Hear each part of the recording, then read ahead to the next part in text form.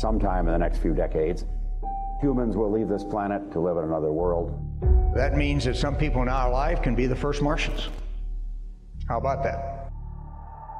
We're finding out a lot about how to explore Mars in our station.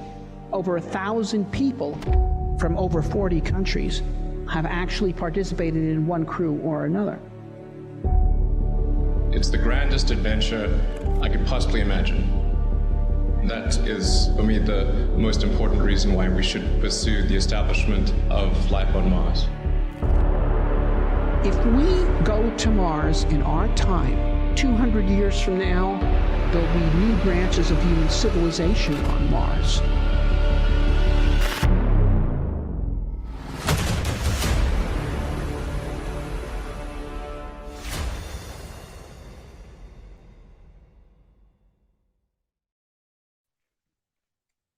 And we are live. Hey, welcome everybody. Welcome to our next installment of Red Planet Live. I am your host, Ron Craig, and today I have the pleasure of speaking with Dr. Shannon Rupert.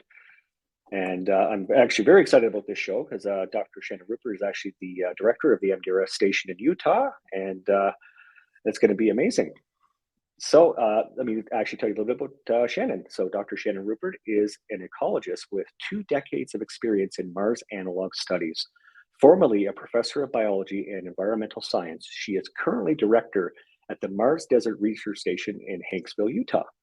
Shannon is an expert in planetary mission simulations and field exploration. Her current research includes the microbial ecology of planetary analogs and the patterns of chemical signatures in dinosaur bone of the Morrison Formation. She is a collaborator on many other science investigations. Shannon holds a PhD in biology, social ecology of acequia from the University of New Mexico, a master's degree in biological sciences, plant ecology from California State University, San Marcos, a bachelor's degree in ecology, behavior, and evolution from the University of California, San Diego, and an associate's degree in biology from San Diego Miramar College. And let me bring Shannon on stage. Hey, Shannon. Hi, how's it going? Hey, good. Welcome to the show. I'm very, very happy to have you here. Thanks, Ron. I'm happy to be here. Yeah. So, I mean, you've been working at MDRS for quite some time. So I thought we'd kind of just jump right in and just maybe get some questions and see where it goes from there. If that's okay with you. Works for me. Awesome. So let me go over to a couple of questions that I have here. So yeah, we'll just jump right in. So I thought for the first question, I was thinking about the research that you've carried out over the last few years, and maybe explain how that work being carried out at MDRS will benefit future human explorers on Mars.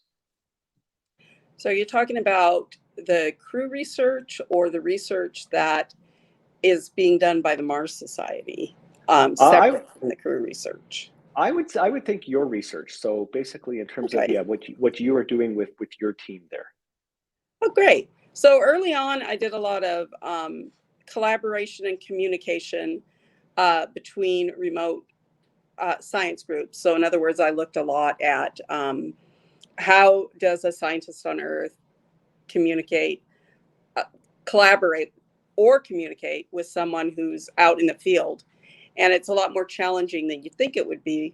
And it's going to probably be even more challenging because a lot of the people that we're going to send to Mars are going to be multidisciplinary and not necessarily know everything about what the people back Earth know. So I did that for a long, long time, and it's still a huge interest of mine. But lately, we've been doing a lot of field work at MDRS. MDRS is a true Mars geologic analog, which makes it very, very important for geology.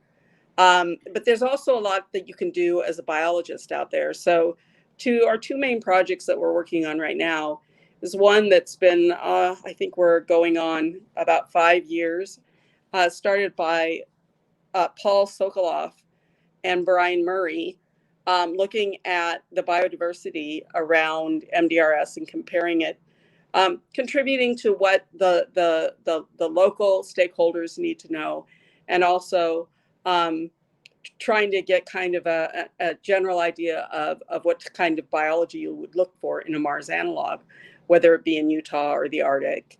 And we've just started working on a project looking at the communities of desert varnish and lichen, and trying to kind of suss out what their relationship is. Desert varnish is a biofilm that covers rocks. If you've ever seen some sort of prehistoric etching in rock, that's generally an etching through desert varnish. And there's a big question of whether it's biologically mediated or if it's geologically mediated. And right now, the science world is equally split on that. I mean, seriously, equally split. And it's like nobody wants to make the final stand on it. We're collaborating with Dr. Penny Boston and hoping to make that last stand on, we believe it is biologically mediated, and would like to take that research as well to other Mars analog sites. How is it going to benefit the future of humans on Mars? That's more of the work that's done with the simulations, where I learned really early on that the science is hard, but it's not impossible. But actually living with other human beings on Mars might be impossible. So the social aspect of it, and yeah, because I've actually spoken to one of the crews actually on the show some time ago, and yeah, that was actually one of the things that they identified early on, is that being in isolation was challenging for them. Is that, you know, the science is maybe the science is somewhat predictable, right? I guess you have rules and you certain things that you follow, certain procedures and processes, right? But people maybe are not always so easy.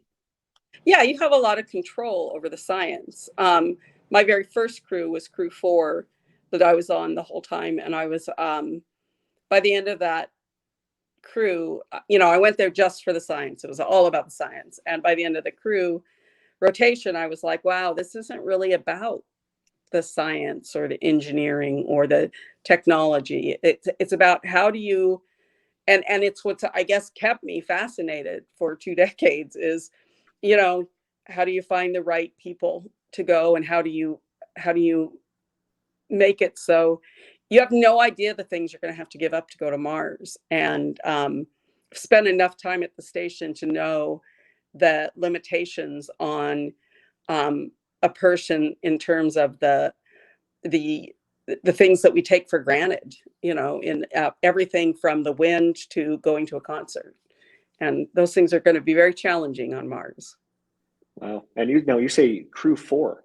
So you're at crew what's it, around 280 now, I think, isn't it? Yeah, I was actually on crew 02, which was the crew that built up the interior walls inside. And unfortunately, it was over Christmas. And my kids were of an age where I couldn't leave. So I didn't leave. So I just worked with the group remotely. But yeah, I've been I started working on FMARS, so before MDRS. So it's I've been here for the long haul, that's for sure. Awesome. Actually, and I had a question about that. Let's just jump right into that one, actually, because, I think a lot of people, I think when it comes to, what people know, MDRS in Utah obviously is what I think everybody is familiar with when of course, if they do understand, know about analog missions. I think that's definitely the more famous of the 2 facilities, but we actually do have a second facility. So you actually been involved, because you've been involved in MDRS for quite some time, and you've served as a crew member at the FMARS station, I believe, in Northern Canada. And what would you say is the main differences between MDRS Utah and FMARS in Northern Canada? I'm so excited that you said that. And I feel you just made me really happy, because I've always referred to MDRS as the ugly redheaded stepchild, and FMARS as, the beauty that everybody is in love with. And there's a certain, mystique about the Arctic that is, that makes everybody want to go to FMARS, and they don't quite realize that if you're looking for an analog experience, you're actually going to get a more realistic sim at MDRS. And And so for you to hear that, I'm very proud. Thank you. I'm very, very proud. Okay, so what are the differences? The main personal difference for me is that the Arctic is like 24 hours a day when you're there. And I loved it. It's the most awesome thing in the world. But then also it leads to not quite being on the same level as an MDRS mission, where you would on Mars have night and day, and you do it at MDRS. Originally they were both just the tuna cans, and FMARS is a much better built tuna can than MDRS. It was built with higher tech materials, but it's much more simplistic in its systems, in that, you go to the bathroom in bottles, and you take a shower from, a very cold room where the water just drips down. You can see sunshine at the bottom of the shower. And I'm one of those people who doesn't feel remoteness. So to me, there's no uncomfortable remoteness at FMARS that a lot of people feel, but it is true that it's much, much harder to get to. Once you plop me down, I'm like, I am where I am, and I don't feel that. But it definitely is a different kind of feel, because you're much farther out, away from people, and it's a totally different terrain. You're on a bunch of rock. It's a lot harder to get around. I love FMARS, don't get me wrong, but MDRS has my heart. No, it's interesting too, because when the analog astronauts go there, and of course they spend their time in isolation. But I mean, you're also working out of the facility as well, right? You're there with them at the same time, maybe almost experiencing your own type of isolation, because I mean, right, because I'm hiding from them.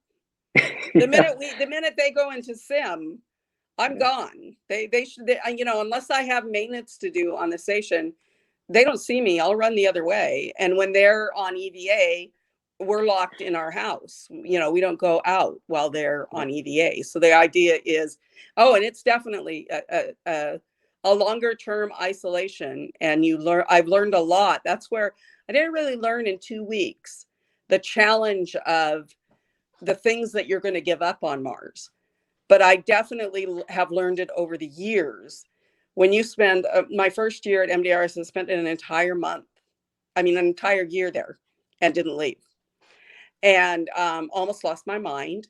But I did learn a lot of things. I learned about, food being scarce, particularly in the winter in Hanksville. It's very hard to get things. You're still 100 miles from a grocery store if you want to go. And can you go if you've got a crew that you need to take care of? And, and is the weather good? And forget, concerts and family dinners on Sunday night. Those are just things that don't happen there. And those are all things that we're going to experience, or no longer experience, when we go to Mars. And I think that not enough people are addressing that. That makes sense, because I think that it's going to be difficult, because especially when you're doing it on Earth. I know you try to make the simulation as well. I'm just going to say as real as possible, but I guess we don't know what real really is, because we actually haven't had a crew actually go on the planet. But so we do obviously our best effort to make it as real as we think it would be. But yeah, I think that's going to be such a difficult thing to really go through, because isolation. And I was almost going to compare it to the pandemic, so to speak, but it's not really true, because we have our families, right. Typically. Interestingly enough, we've seen a huge shift in behavior at MDRS since the pandemic. It's almost like the crews have a little bit of PTSD from being in lockdowns. And certainly our first few crews after the pandemic, there was more. I mean, we've seen it in every crew, and we now warn them when they come. Be aware that this might bring up some uncomfortableness that you experienced during the pandemic. And so where it was before, it was like, we're going to go into sim and we're going to be in lockdown for 2 weeks, and it's going to be this exciting adventure. We're going to try something completely new. Now it's like, oh yeah, we've done this. Well, if you try to make them equal, you're going to experience what I think. Even I am like the hermit of all hermits, and I have even felt that isolation that's come with the pandemic. So that has been something that we've had to deal with. We are now, when we train the crews at the beginning of the mission, we're discussing the fact that, hey, you might find yourself not in a good place because of what you went through during the pandemic. Yeah. And it's interesting too, because even though that they're in isolation together. And I always wondered, do they actually look to be more isolated from each other as the mission goes on? Because I would think that there's different layers and levels of isolation, right? Because you're isolated, but you're also you're basically all jammed in with each other. And right. I'm sure that, so you almost need your own isolation from the isolation. Right. And people, MDRS is big now, right? So if you've just had it and you can't take, these people any longer, you can go to, hang out in the Green Hab, you can go to the Science Dome or the RAM. So we do have these outlets where before, when it was just the Hab, you had basically upstairs and downstairs.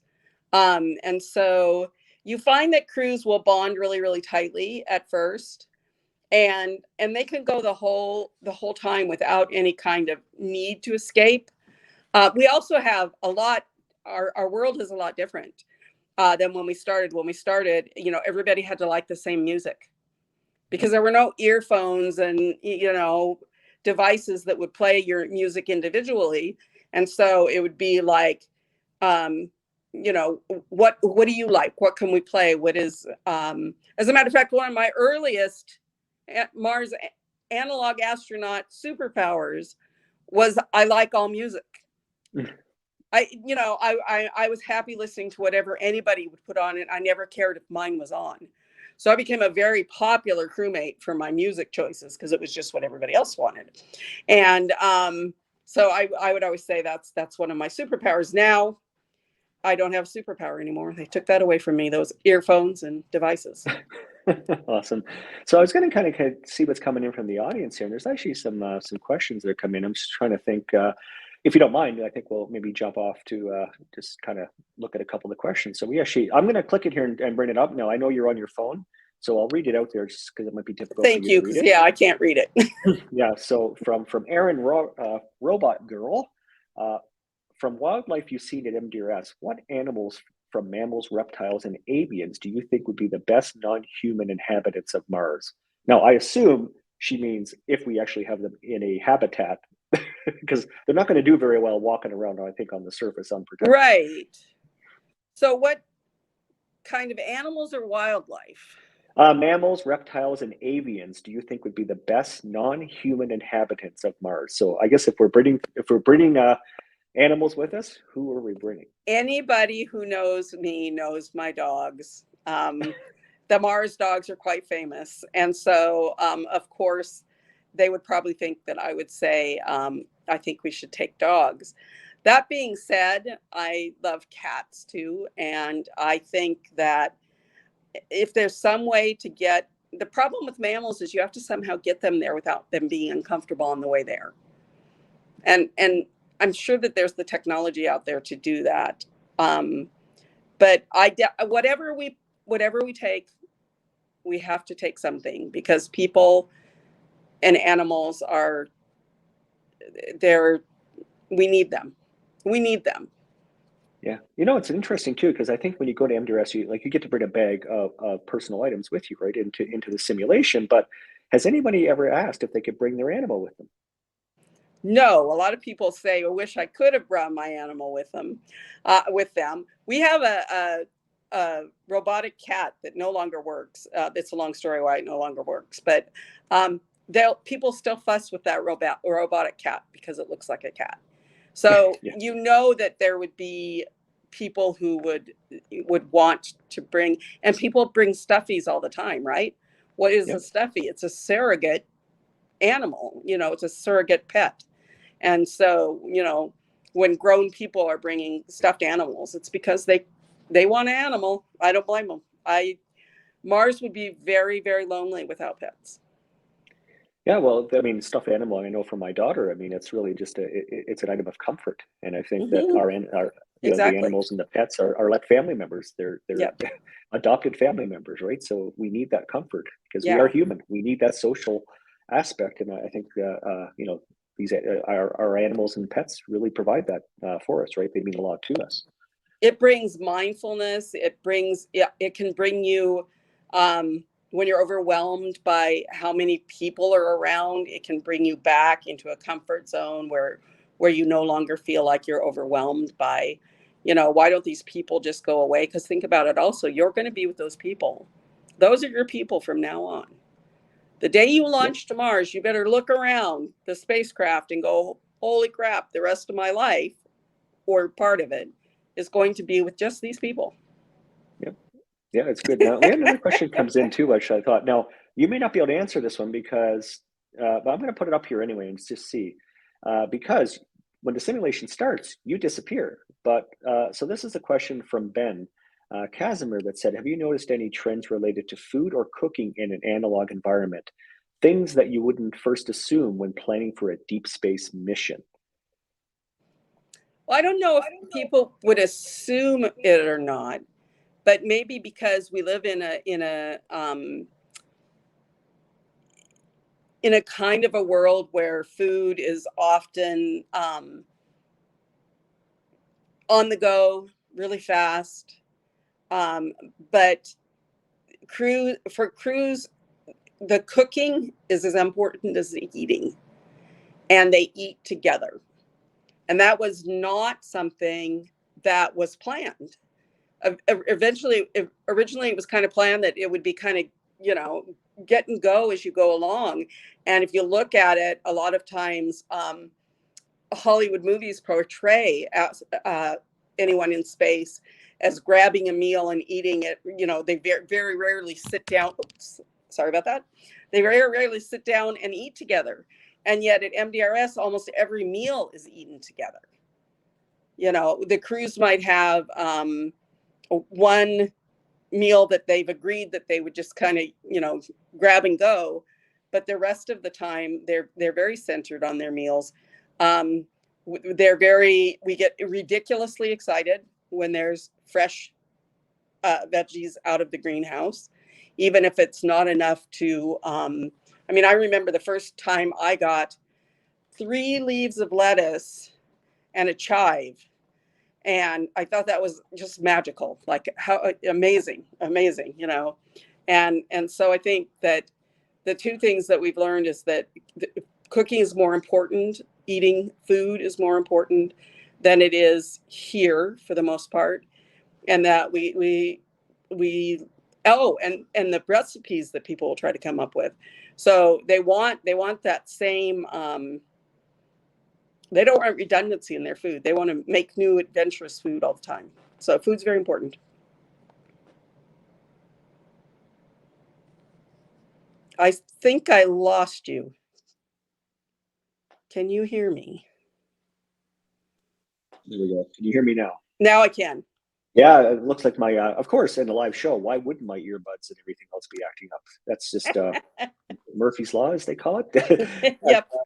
I was saying that food, back to almost similar to the pet and the animal idea. I think, you know, food is something that gives us comfort, and, you know, things that you know, that give you joy, and whether that's cooking or the type of food you want to eat. I mean, it makes sense, right? That you would bring a lot of what you enjoy from many different forms into the simulation.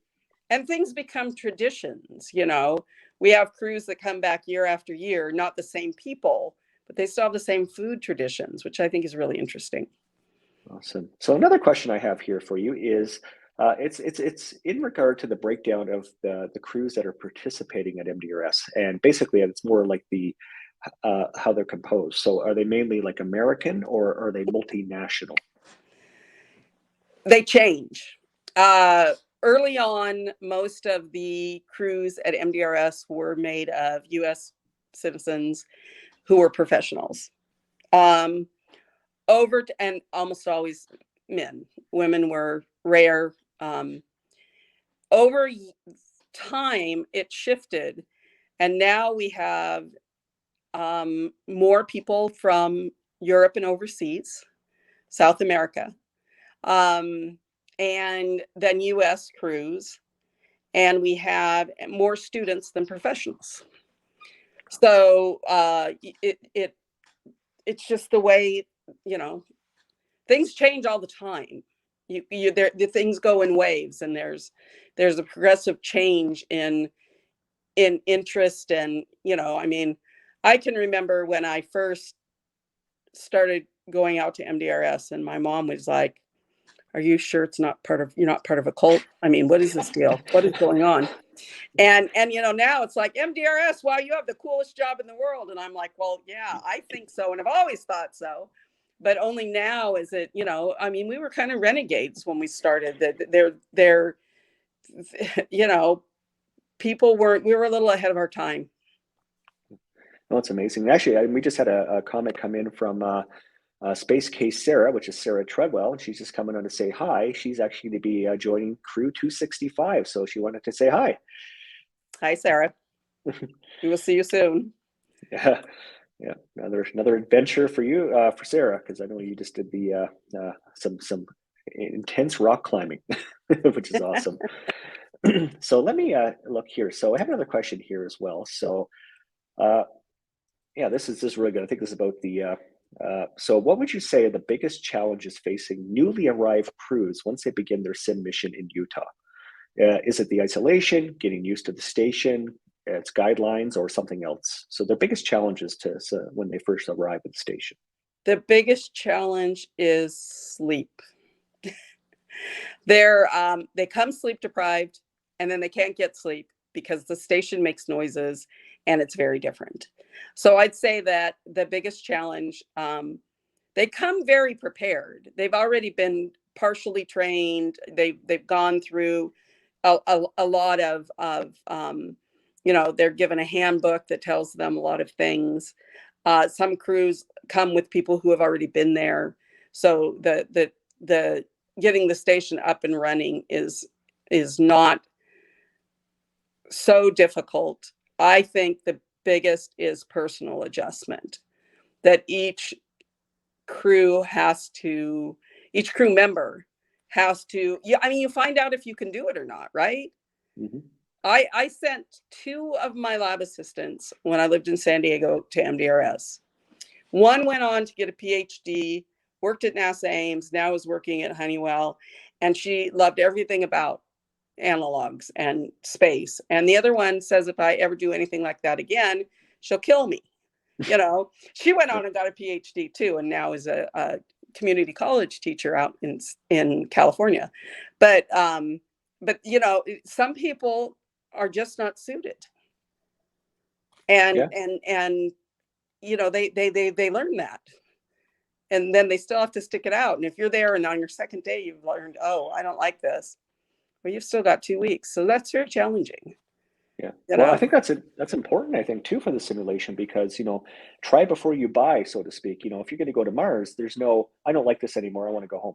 Right. Well, it's a little more difficult. Right. And I say, when there used to be a lot of people used to say, like, well, MDRS, they don't really go there and do real research. And I'm like, well, I don't know, that 1,000+ peer-reviewed papers kind of argue that point. But on the other hand, it's not about that. It's about them coming and see where their place in getting humans to space, in us becoming a spacefaring people, is. Is it right there on the front lines? Is it toughing it out? Is it doing the challenging hero kind of stuff? Or is it, I think everybody should explore where exactly in this world they want to enter. I mean, space itself is huge, no pun intended, or weird analogy, but so are all the things that you can do, in the space industry and in space sciences. And so come out and figure out what you want to do. Every crew, I tell them, make sure you do what it is you came here to do. Make sure you share with your crew. I came here to do X, Y, and Z, and it can be super simple. You know, some people they're like, I want to feel like I'm on Mars. So when we're on EVA, please make it as rigorous a sim as you can. Let me stand there and take in the landscape and feel that. I mean, there's a lot of challenges to actually a simulation. You should have the reward of at least one time within your mission for an even infinitesimal amount of time when you actually believe you're no longer on Earth. And when you've experienced that, and I experienced that on my first crew on an EVA, and it's amazing. Yeah, I think just to go to that point about wanting to feel like you're on Mars, and I think it's actually because I've actually made this statement on a few shows. So if you are thinking of actually going by and seeing what the facility looks like as a tourist, you are not welcome. The idea, and we're having issues with that, and people showing up and saying, "Hey, I want to see those crews, I want to see the station," but out of respect, obviously, to the work you do and to the inhabitants and to the analog astronauts, please don't come. Yes. unless you're a crew, don't come. I will chase you off, and I will be that mean blank of a lady who does that. If you, I mean, we have a lot of signage now, and this has just been since COVID. People discovered the wilds of Utah during COVID, and we have an amazing, and photographers did, and the road that we're on, which used to never be traveled, is now heavily traveled. So it's a bit of a challenge for us, because if there's so many people around and so much distraction for the crews, they're not going to get that feeling of isolation, so, and especially for crews the crews that have never experienced wide open spaces, have never been in the West, are much more impacted by the isolation than crews that have seen what the West is like, because it's big and it's huge and it's overwhelming when you have never experienced it. Yeah, I wonder if some of where you grew up actually has some influence on that. Because I know for myself, being up here in Western Canada, I live in a small town. I'm not really around a lot of people. I have a lot of space. And I think that depending on where you grow up, I'm thinking of somebody, let's say maybe someplace in Europe where, there's 30 million people in a small country, a very small country, or more, 300 million or many millions. And of course, there's always people around you. I would think that, based on maybe where you grew up could actually have a big impact from your emotional state based on getting to the simulation, just because of what maybe somewhat of what you're used to or what you're not used to. Very true. It's very true. Yeah.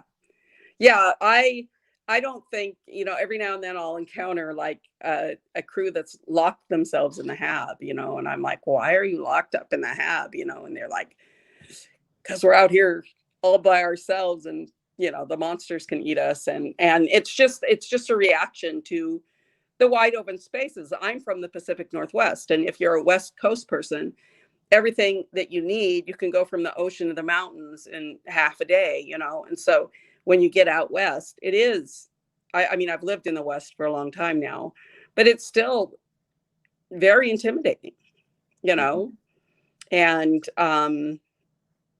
just because the distances are so great. Yeah.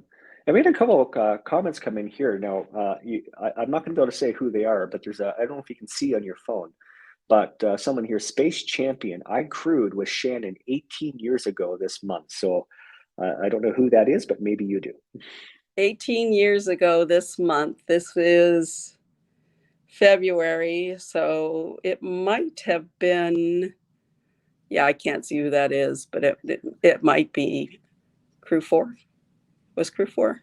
No, that was in April. Expedition 1. I bet you it was hello, whoever you are. That's awesome. Yeah, maybe they'll say who they are, but yeah, it's called Space Champion is their title. It doesn't actually give their name, but yeah, and actually another one that came up, some of you may know as well, I find it peaceful. So Terry Trevino, I find it peaceful, almost cathartic to be quiet of mind, spiritual, and Shannon is spiritual. Thank you, Terry. Oh, here we go. I love when these come in. And actually, Joshua G actually asked questions in our last show, but this is a question from his 9-year-old son. So let's just bring that up there for everyone to see. All right. So my 9-year-old son, Nathaniel, has a question. How cold does it get for the Utah crew? Does the EVA suit keep you warm? Hi, Nathaniel. It gets very cold in the winter, which is when we are using those suits. They do keep you warm to a certain degree, and your exercise keeps you warm. So I always find it challenging when I go on an EVA in the winter, because if I'm going to get in a rover and drive somewhere, I know I'm going to freeze on the rover, and then I'm going to start walking, and then I'm going to get warm.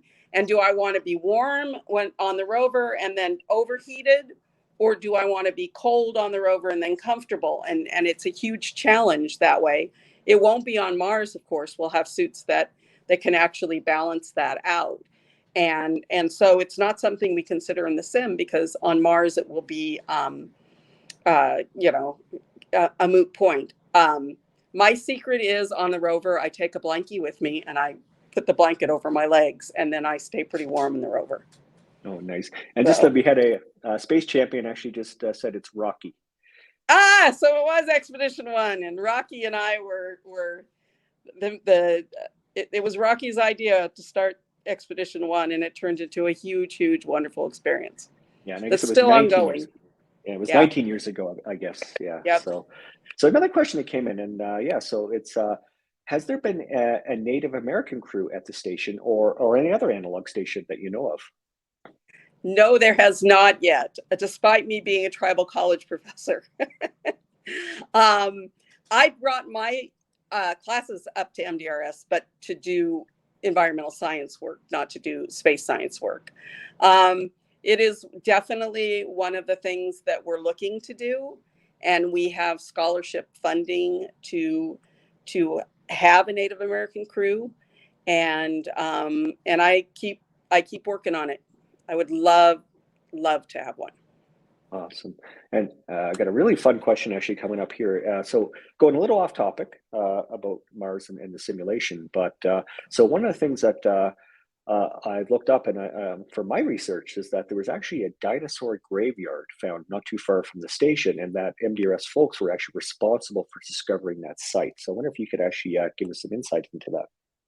Yeah, so on the very first crew at MDRS, they stumbled upon some beautiful dinosaur bones, and it's about, I don't know, it's up the road from MDRS, and there was a flood, and a bunch of Jurassic era dinosaur were smashed in a flood in a river and in a river bend, and they open the quarry a couple weeks a year. The bones are beautiful. They're all mashed to pieces, so there's no actual full dinosaurs there. I did, however, find a entire skeleton. I don't know, it's been like 8 years now. I spent a few years mapping dinosaur bones. I like to say it was because of my just scientific curiosity, but it was basically, I had a puppy that needed, hours and hours outside in order to not be a horror. And so because of Jack, we spent a lot of time, and then I mapped them, and I did some work with the state on the green coating that you find on a lot of the Jurassic era dinosaur bones.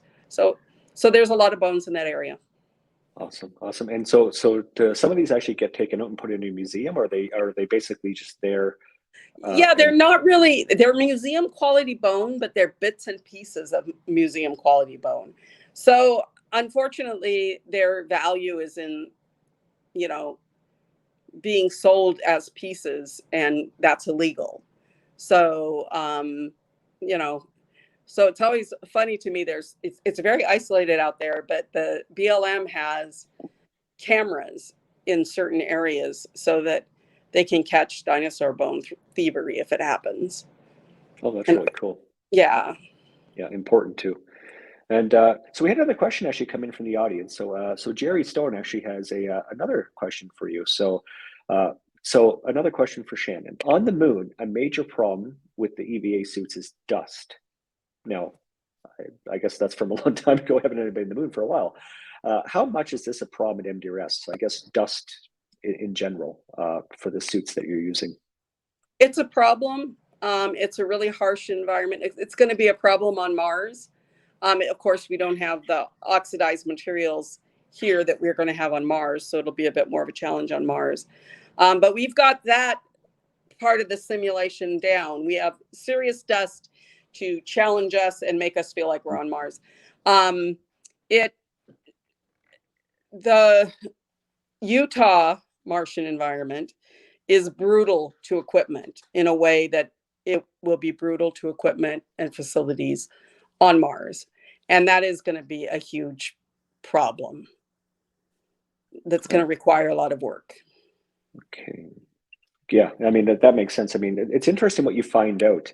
I mean, that's why we do these simulations, right? It's like, you get as best you can is try to figure out what you're in for when you get there. And, Utah, I mean, I didn't actually have this question, but I just kind of thought this up. But in terms of picking locations for, MDRS, I mean, was Utah something that you think was chosen very specifically because it actually mimicked and mirrored what we expect to find on Mars? Yes and no. So originally a group of Mars Society members went all over the Southwest and found places that they thought would be good for the station. And MDRS was selected. This was, remember, pre us knowing a lot about Mars, because of course this was about the Pathfinder had been there, but that was about it.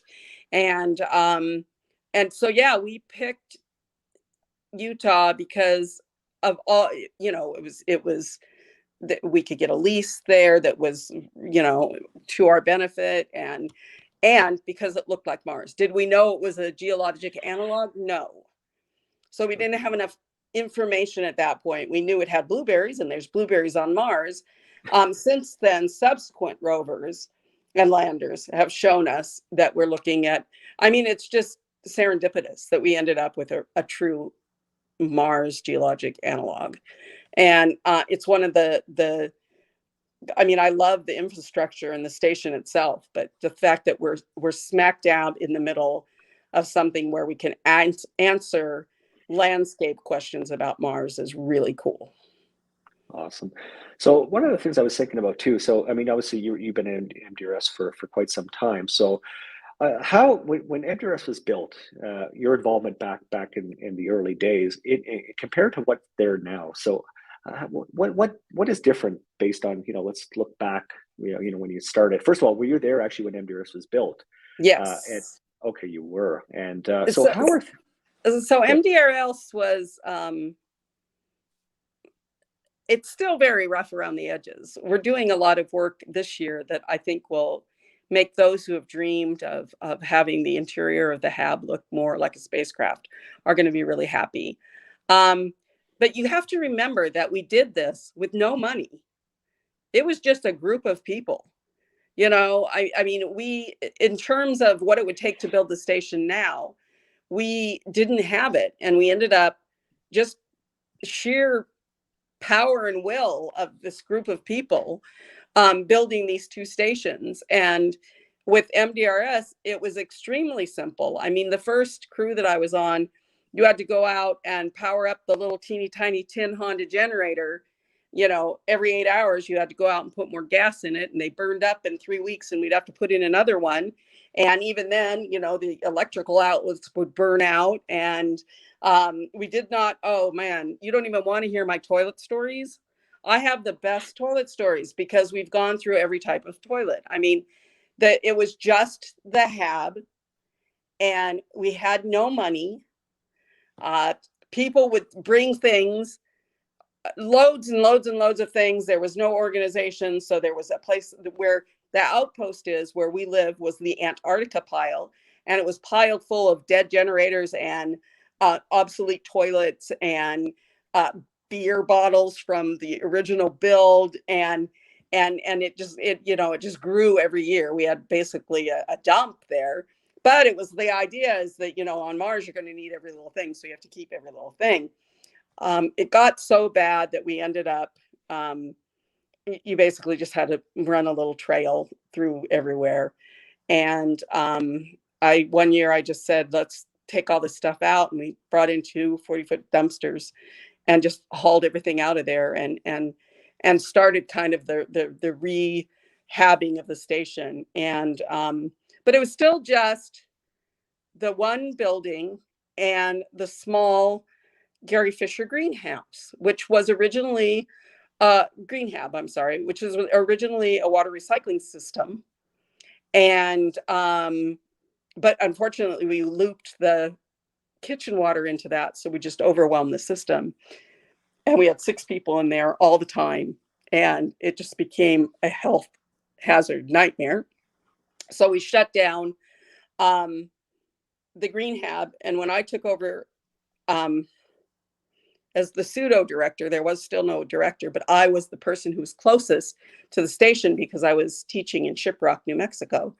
And so I would just come up there between crews and clean stuff, and was trying to get the station in order. And we ended up kind of making it into a bit of a greenhouse so that we could grow little bits of food. And then it got burned down due to human error. And so then there was just the station. So when I took over and actually moved to MDRS, there was still just the hab. And the first year that I was there, we put up the new greenhouse. We put up we built the science dome. We moved the observatory down from where it originally was to the flatlands where the foundation wouldn't twist. And then in the end, we ended up with getting the RAM and building a second robotic observatory, all in the first year of me being there. And so the station went from a really simple station to really complex, really fast. And then we got the power system. So when I first was actually living there, we just had the generators outside my trailer. And then, we got the solar, and we ended up, with a full solar system. And I think that the station is just stunning. I'm so in love with it. Every day when I see it, I'm just like, oh my God, I work here. This is my world, but it has grown quite a bit. Oh, that's amazing.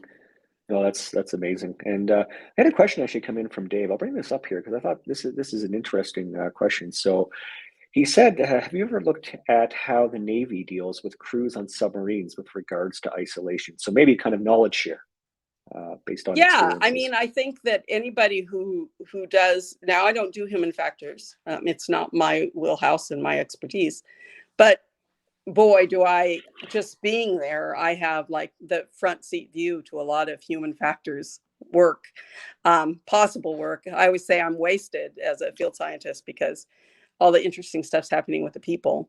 And yeah, of course, that's an acknowledged area of expertise is what submariners go through, and how they deal with that is how human factors people view, you're talking about a small isolated population who may or may not have limited access to other people and other things. But I think it's a really good analogy to being on a crew. Yeah, I mean, there's, I think that when we're looking at, doing these kind of things, there's a lot of information shared. It's almost like when you look at that, when people, what do we get from space exploration? But it's amazing when we think about, all the stuff that we actually have back here on Earth because of the challenges that we faced, to really to go to the moon, to go to Mars, to learn how to be on Mars, and that benefits us greatly.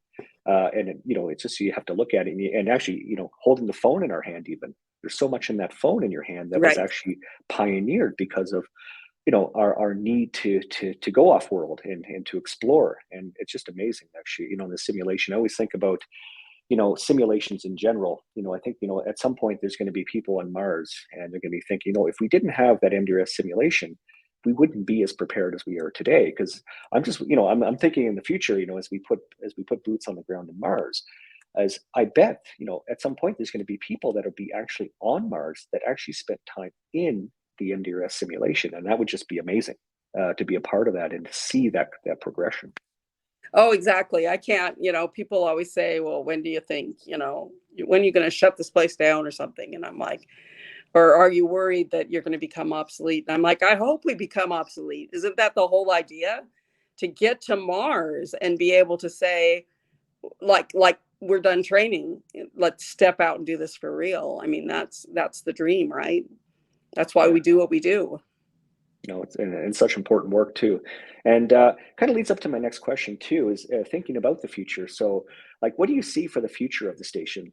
Like changes to the operations and upcoming improvements and to kind of take us into let's say the next decade or so of MDRS? That's a great question, because it's one I've been not wrestling with, but there's another sea change. We're starting to see where we first shifted from, you guys are crazy, to, oh, this is interesting, to, oh my God, this is so amazing.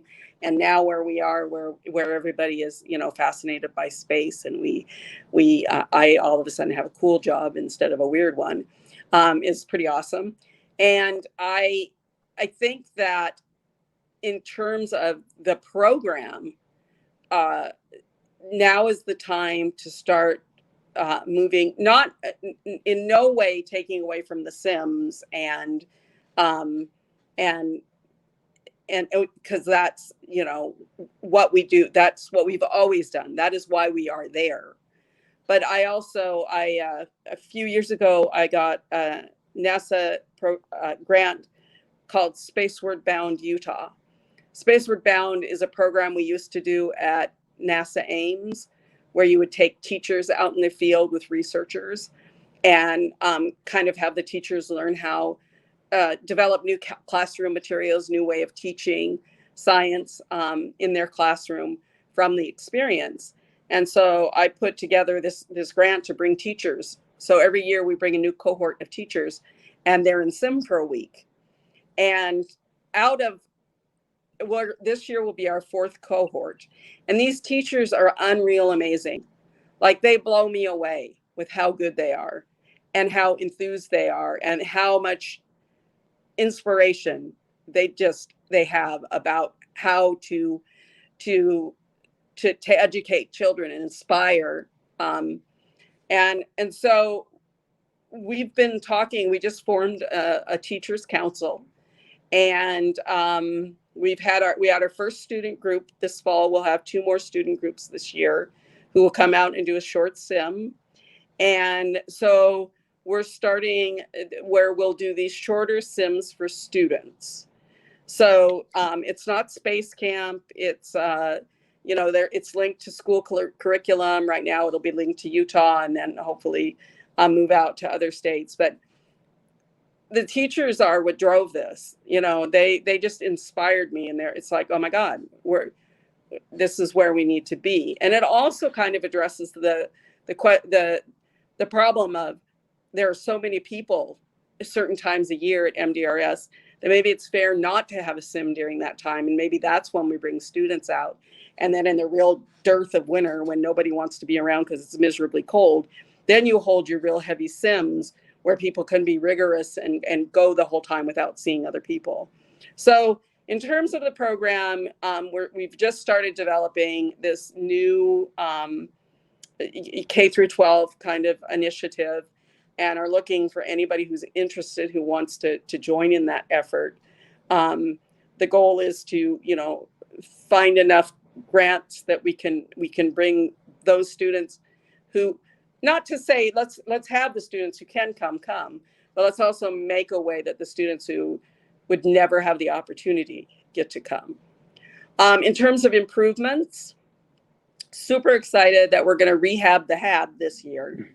And so after, all the other buildings are relatively new and they're not really much of a problem, but the HAB needs some love. We were going to paint it at our last work party. We have a 2-week work party every fall where people come out and we do huge projects. And the painting of the HAB was going to be one of them. And we realized that the paneling, the outside panels, which are this covered styrofoam weird material, were so damaged that they really need to be replaced. So along with that, we're going to, we also found out weirdly that for some reason, I guess the way we built out the electric, it's not that it's not safe. It's just that all our power is on one leg of the power system. And which is the reason why those of us who live in the outpost can't turn the air conditioning on in our trailers, is because we don't have enough of the power is just imbalanced. So we're going to balance that and then do the finish work inside that has never been done. So we're gonna make that hab shine. I'm super excited for kind of the rebirth of the hab itself. And then every year we do one or two major projects. There's no way for us to grow facility wise more than what we have. I would love to see us have some sort of building to hold class. But if we do that, then we just make it so big that it's impossible for me, even if we do have an assistant director, it's still too much for 1.5 people to handle. Yeah, cool. I'm actually glad that you brought up the STEM, because that was actually my next question, was to talk about STEM, upcoming STEM opportunities for students, and we actually have a question that came in, is actually how do teachers actually apply to that program that you're talking about? So I'm about to put out the call for this last cohort. You do need to be a Utah teacher. So this particular grant is for Utah teachers, or just contact me and tell me, hey, I'm in Utah, I'm a teacher, I want to do this. It's an amazing experience. They all swear it is. One of our earliest teachers, our first cohort 1 teacher, is now the commander of those missions, and she does an excellent job. And so we're hoping to, of course, grow that program. I put in for a 1-year grant, and then they extended it to 5 years. And I didn't expect that. And I'm super excited. And I'm hoping that I can then expand it outside Utah on its next run. Awesome. So when you say contact you, so what I'll do is I'll just put the obviously don't want to, so I'll just put this up here for people as well. So if you want to learn more information or reach out to anybody at MDRS, then just go to that page there, and then you'll go find the contact information. And of course, more information about MDRS you can find at that link there as well. I'm super easy to find. I can't hide. So unless it's in a simulation, then of course you're hiding. Yes, then I'm out of it. I'm not on planet. Awesome. And so I think I had one last question actually, and I saved this one for last because I think we kind of touched on it a bit throughout the show, but I think it's important for people, because obviously when you want to be a crew member, like we were talking about, it's hard. It's maybe a lot harder than people really realize. So I wanted to get your opinion on what you think makes a good crew member, an analog crew member, in terms of like their background, life experiences, etc. Like, what makes a good crew member to come to MDRS based on what you've seen over the years? I can actually sum it up in one word. They need to be flexible. Okay. And I don't mean it in terms of, I can bend. MDRS is extremely unpredictable, no matter any field work is, right? And you can expect to get half the field work that you the first time you're in a new field site anyway. And we've had educationally, we've had everybody from, I learned this all on myself, and I have a high school diploma, to, PhDs with 30 years of field experience. And that doesn't guarantee they're going to be able to do it or not, right? And you can take people personality wise, and you can try to predict who is going to be the weak link and who's going to be the strong one. And it's going to turn out to be someone completely different than you thought. The one thing that all people who really, really succeed have is the ability to go with the flow, to not sit back and not do anything, and wait for things to happen, but to say, okay, that didn't work, we got to go in this direction, or this isn't the thing that's going to be, it is flexibility. It's if you're a very rigid person who can't, and also you don't want to be scared of everything, but you also don't want to be a person with the original kind of right stuff, because then you're going to just be bored. Mars should be boring above all, and flexibility is the thing that's going to make it that way. Okay, So, no, that's awesome, because I was thinking about that, because I think, in terms of like the crews, so you have to correct me if I'm wrong, but I think that the analog astronauts that are coming, did they self-organize? Did they actually come as a crew, that they actually pick their own members? And if they do you think that's how? I don't know if that necessarily. We wouldn't obviously do that for the real Mars trip. I think that people would be selected very, very rigorously based off of how they fit together. So there's a simulation? Do they come self-organized? They do, some of them, and some we put together. Some are competitively put together. The crew that's there right now, Subaru, for example, you have to be selected by the university's committee to be one of the crew members. Other people, gather people who they know from their social media. We've had crews that have best friends from childhood that sometimes did not end the way they should have ended. So there's no guarantee. I look through those self-organized crews and make sure that they pass muster in terms of what I'm looking for.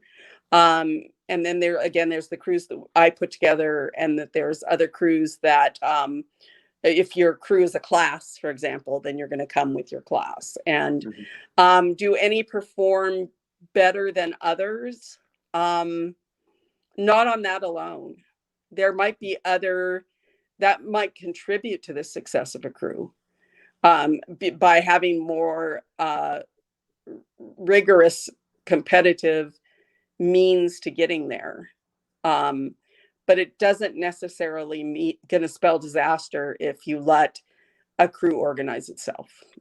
Now, early on, they were all selected by us. You couldn't self-organize.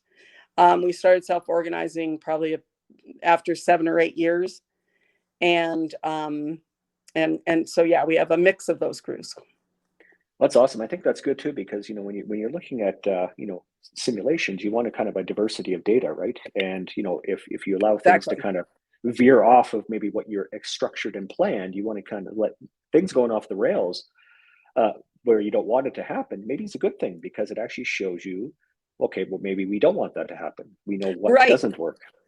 Right, and we have so many that we have an enormous amount of data, because each crew has to they report, they'll self-report while they're there. And so and we have a woman who just finished her PhD doing work just from the reports that we have on gender issues.